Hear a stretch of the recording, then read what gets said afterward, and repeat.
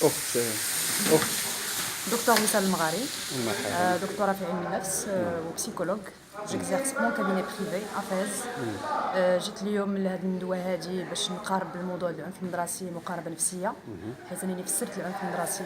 العنف درت الفرق ما بين العنف والعدوانيه، لاغريسيفيتي سيتادير لا ديفيرونس انتر لا فيولونس و لاغريسيفيتي.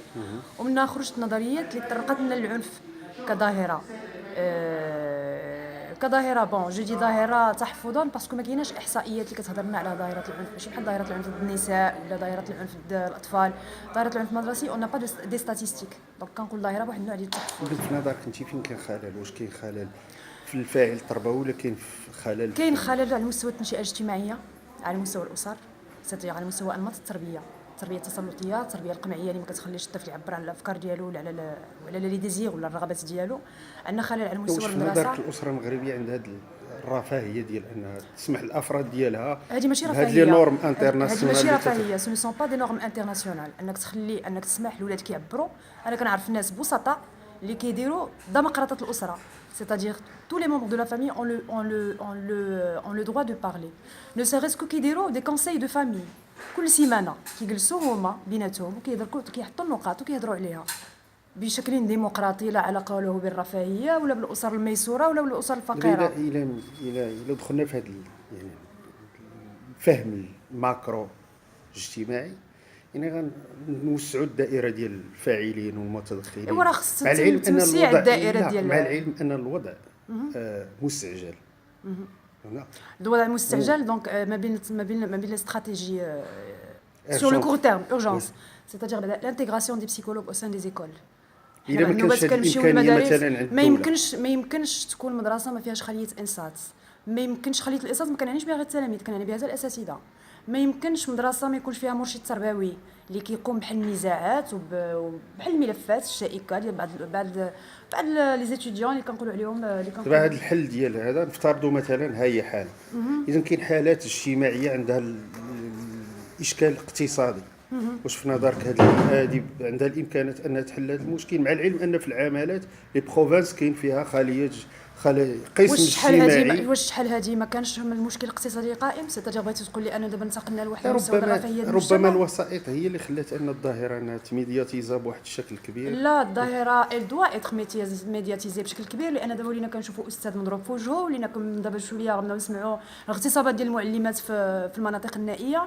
جا الوقت اللي il faut booster un peu le phénomène pour faire parler de lui parce qu'il est temps de parler du phénomène. لا، وين ما انت كمختصه الان في نظرك شنو هو الخطاب اللي خصنا نوجهه للفاعل التربوي ولا للتلميذ؟ اشكال قائم ده. داكوغ، الخطاب اللي عندي الفاعل التربوي هو انه يكون ملم ب لي زابروش بيداغوجيك، سيتادير اي واحد غيخدم في المدرسه كاطار تربوي يكون عنده المام. ما كنقولش انا يكون مجهد في علم النفس، لا يكون مجهد، يكون عنده دي زيدي، دي فلاش، يكون دي تكنيك. كاينين دي تكنيك اللي يقدر يكون عارفهم، تكنيك ديكوت، تكنيك دوبسيرفاسيون، دي غري داناليز اللي كنلاحظوا بها السلوك العنيف، دي كونساي دو كلاس اللي كيكونوا حاضرين فيهم التلاميذ. هذه بالنسبه للاطار التربوي. بالنسبه للتلاميذ موا جو بروبوز انهم يكونوا انشطه ترفيهيه داخل المؤسسات، لان العنف كيجي نتيجه ضغوطات، نتيجه اون انرجي نيجاتيف اللي ما كيتمش التفريغ عليها. فاولا نبداو بهذه الخطوه هذه ونشوفوا واش تعطي نتيجه. عطات نتيجه نزيدوا نستمروا في هذه الخطوه، ما عطاتناش نتيجه اون ديفري شيرشي دوطخ استراتيجي دوطخ مويان كما دارت فرنسا، كما دارت كندا، كما داروا الدول المتقدمه. اذا في نظرك ما كاينش شي تلميذ مثلا بمعنى مجرم؟ لا، ما كاينش تلميذ مجرم، لا وجود لتلميذ مجرم، كما انه لا وجود لطفل مجرم. هناك طفل غير مسموع، غير مفهوم، مقموع، ما معطالوش الفرصه انه يهضر. il n'existe pas، هذه معلقه، هذه الجمله هذه معلقاها في الكابينه ديالي. il n'existe pas d'enfant difficile، il existe un enfant qu'on n'écoute pas et à qui on ne prête pas attention.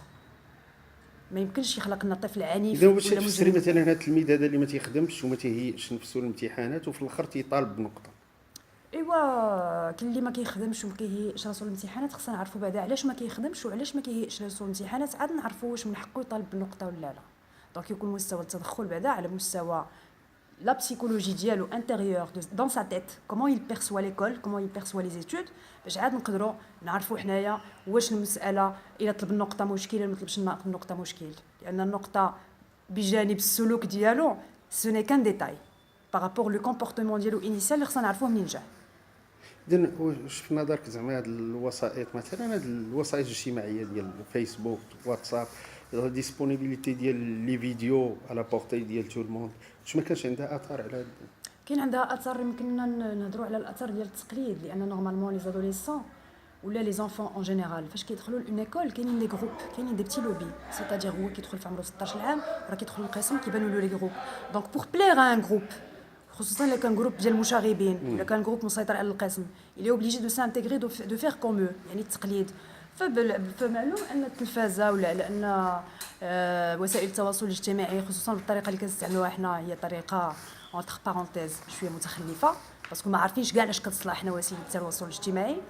جو بونس كو عندها حتى هي الدور ديالها في التاثير من ناحيه التقليد. دونك بما انها عندها الدور ديالها من ناحيه التاثير، يمكننا نستعملوا هذا الدور ديالها في اون اوتر رياكسيون، في التوعيه، الوقايه، لا بريفونسيون. كما كتوصلنا الفيديوهات على بورتي دو tout le monde، كما كتوصلنا الافكار، كما كتوصلنا دي فيلم على بورتي دو tout le monde، on peut faire l'inverse et on peut l'utiliser pour de bon sens au lieu de l'utiliser pour le mauvais sens. شكرا. كنشكرك.